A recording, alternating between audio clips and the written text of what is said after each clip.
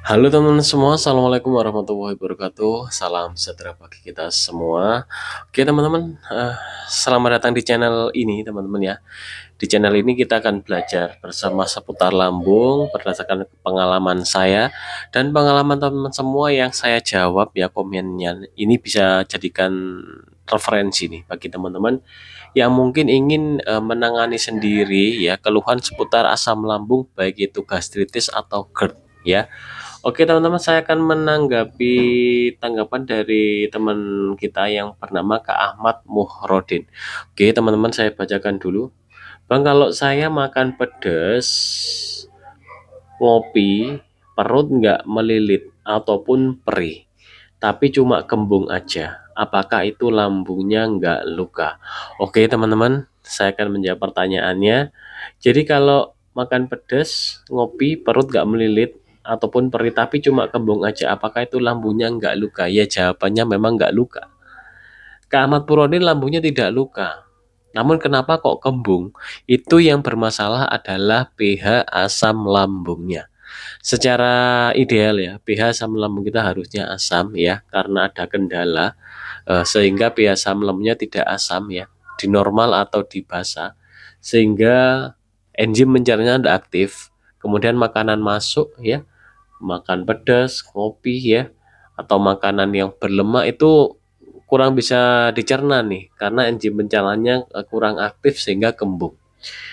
Itu terjadi terus-menerus seperti itu kalau kita tidak perbaiki asam lambung kita. Nanti pada kasus yang semakin parah ya, ini kembungnya ini bisa jadi sangat kembung atau katupnya terbuka sehingga terjadi GERD. Kalau kembung aja ini belum terbuka katupnya, belum bisa dikatakan GERD karena tidak ada reflux, tidak ada asam lambung yang naik ke kerongkongan, tidak. Namun kalau ini dibiarkan ya nanti bisa terjadi GERD. Kalau katupnya sudah terbuka nanti akan terasa sesak. Saat sesak biasanya jantung akan berdebar.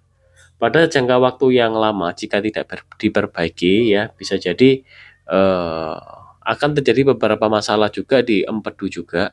Kemudian di usus halus kita bisa juga terjadi leaky gut juga bisa. Leaky gut itu kebocoran usus. Jadi dari satu permasalahan asam lambung itu bisa berdampak ke beberapa organ-organ kita, teman-teman. Jadi pentingnya kita menjaga pH asam lambung kita.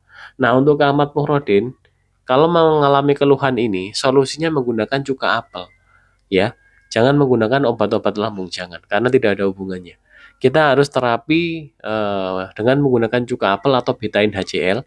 Kita asamkan kembali lambung kita, ya, agar pH-nya kembali ideal. Kemudian dalam jangka waktu sementara jangan dulu konsumsi makanan yang bertepung terigu, makanan yang digoreng, makanan yang kopi itu tadi jangan dulu.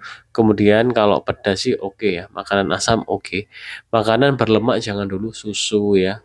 Kemudian makanan ultra processed food, makanan berpengawet jangan. Biar tidak terlalu berat untuk mencernanya. Itu dirutinkan, minum cuka apel sebelum makan, pagi sebelum makan sore, cara minumnya 1 sendok. Cuka apel dilarutkan di segelas air, diminum sebelum makan pagi, sebelum makan sore.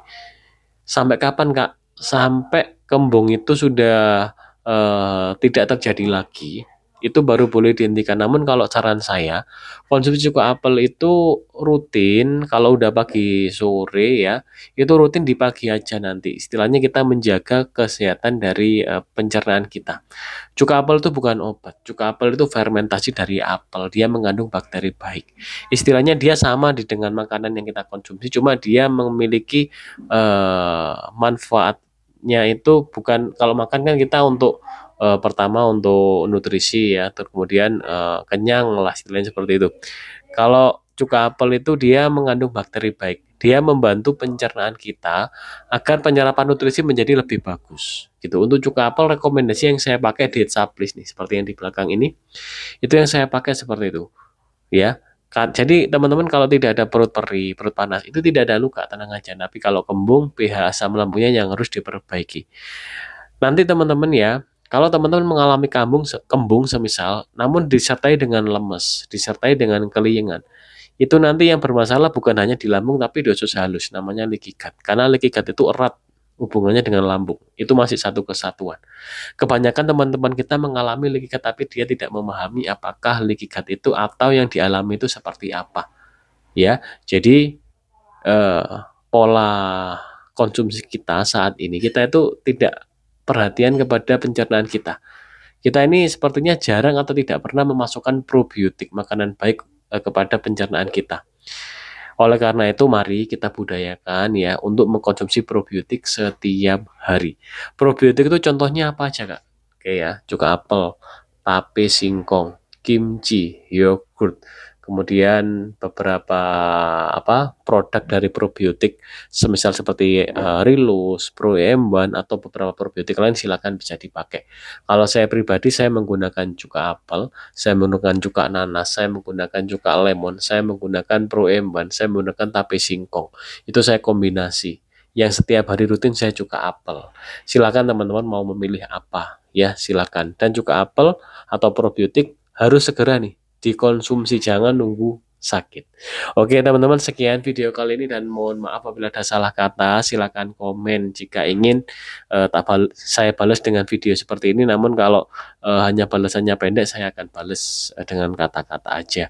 Oke teman-teman, terima kasih teman-teman semua ya.